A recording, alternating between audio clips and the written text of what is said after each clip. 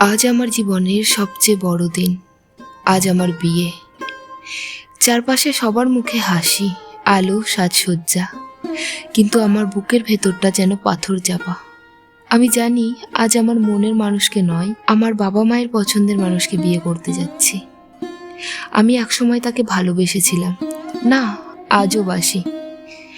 ওকে আমি বলেছিলাম আমার বাড়িতে বিয়ের কথা বলতে, কিন্তু চাকরি পাওয়ার পর সে বদলে গেল।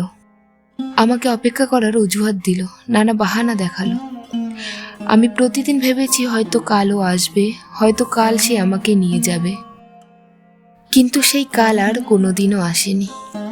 আমি বুঝে গিয়েছিলাম চাকরি, টাকা, নিরাপত্তা এইগুলোই তার কাছে আমার চেয়ে বড় হয়ে গেছে।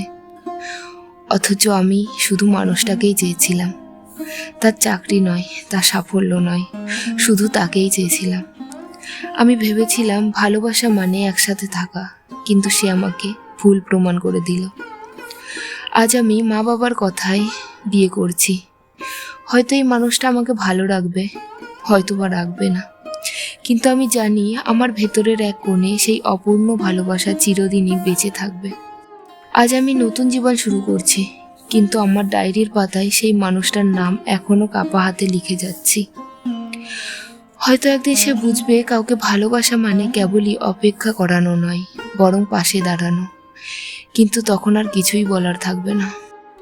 আজকের দিনটা হয়তো আমার জন্য আনন্দের নয়, কিন্তু তবুও আমি হাসছি, শুধু সবাইকে খুশি রাখার জন্য। আমার ডায়েরি জানে আমার হৃদয় আজও কাঁদছে।